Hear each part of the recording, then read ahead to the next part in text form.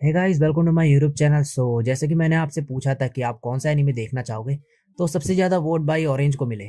तो आज इस वीडियो में मैं उसी का एक्सप्लेनेशन करने जा रहा हूँ। अगर आप इस एनीमे के बारे में नहीं जानते हो तो मैंने इसका एक रिव्यू वीडियो भी बना रखा है, आप वो जाके देख सकते हो, लिंक मैं डिस्क्रिप्शन में दे दूंगा। उससे आपको थोड़ा आइडिया हो जाएगा इस एनीमे के बारे में कि इसका प्लॉट क्या है। तो आज इस वीडियो में मैं इसका एपिसोड नंबर 1 एक्सप्लेन करने जा रहा हूँ। तो बिना टाइम फोड़े लेट्स बिगिन।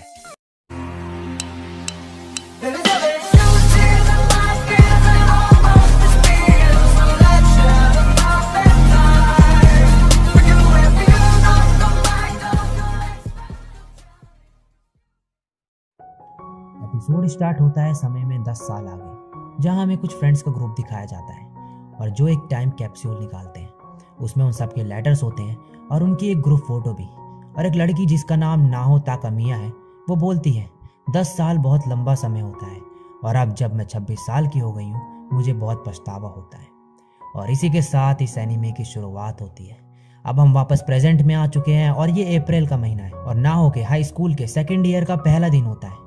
वो लेट हो चुकी होती है स्कूल के लिए और घर से निकलते वक्त उसे एक लेटर मिलता है जो उसके लिए होता है और उस लेटर को खुद नाहो ने ही भेजा होता है।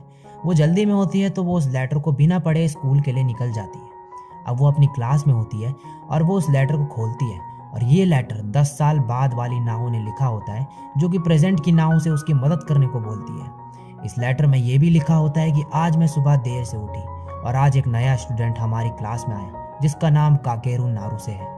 और तभी वहाँ उनका टीचर उन्हें एक नए ट्रांसफर स्टूडेंट से इंट्रोड्यूस करवाता है जिसका नाम काकेरू नारुसे है। उनका टीचर काकेरू को नाहो के बगल में बैठा देता है। अब स्कूल खत्म होने के बाद एक लड़का काकेरू को उनके ग्रुप के साथ आने को बोलता है और बोलता है कि मैं तुम्हें आसपास का इलाका भी दिखा दूंगा। शुरुआत में काकेरू मना कर देता है, मगर वो सब मिलके उसे मना लेते हैं। अब नाहो के लेटर में लिखा होता है कि स्कूल के बाद काकेरू को अपने साथ आने को इनवाइट मत करना और रिक्वेस्ट करती है ऐसा करने को। हालांकि उस लेटर में लिखी चीजें सच हो रही होती है, मगर नाहो को अभी भी उस पर इतना यकीन नहीं होता और वो उस लेटर में लिखी बात को नहीं मानती। अब ये सभी बाहर होते हैं और वही लड़का काकेरू को अपने ग्रुप के मेंबर से इंट्रोड्यूस करवाता है। वो एक एक करके सबका नाम बताता है उसे। ये है साकू हागिटा, ये है नाहो टाकामिया और ये है चीनो टाकाको और मैं हूँ सुवा हिरोटो।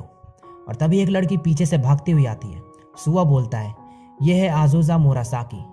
वो बोलती है तुम मुझे आजू भी बुला सकते हो। ये सब मिलके अब थोड़ी हंसी मजाक की बातें करते हैं। नाहो अपने मन में बोलती है मुझे खुशी है मैंने इसे इनवाइट किया।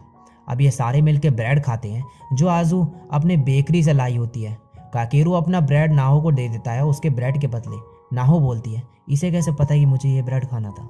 अब ये सारे दोस्त मिलके काकेरू को आसपास का एरिया दिखाते हैं, घूमते फिरते हैं और बहुत मजे करते हैं एक साथ।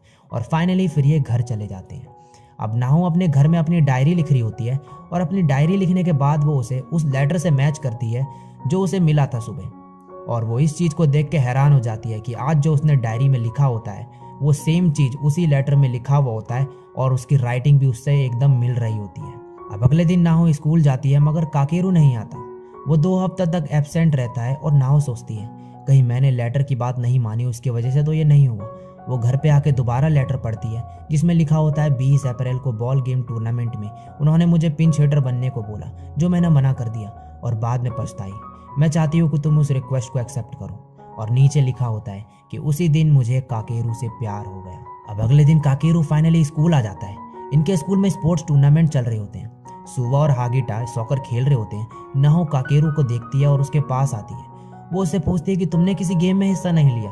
काकेरू बोलता है नहीं। नाहो बोलती है मगर क्यों। काकेरू बोलता है क्योंकि मैं काफी टाइम से एब्सेंट था। काकेरू नाहो के जूते देखता है और बोलता है क्या ये दुख रहा है। नाहो बोलती है हाँ थोड़ा सा, वो मेरे जूते थोड़े छोटे हो गए हैं। अब आजू वहाँ आ जाती है, नाहो को बुलाती है। वो वहाँ पे उसके फ्रेंड्स उसे पिंच हिटर बनने को बोलते हैं। नाहो सोचती है कि जैसा लेटर में लिखा था वैसा ही हो रहा है, मगर नाहो मना कर देती है ऐसा करने को। उसके फ्रेंड्स बोलते हैं तुम बहुत अच्छी हो, प्लीज बन जाओ। तभी काकेरू वहाँ आ जाता है और बोलता है नाहो के पैर में चोट लगी हुई है।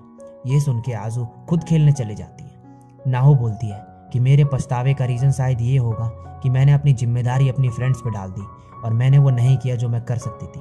और वो तभी खड़ी हो जाती है और बोलती है कि मैं हिट करना चाहूंगी। और मन में बोलती है मेरे पैर का दर्द तो चले जाएगा मगर पछतावा वो नहीं जा सकेगा 10 सालों में भी।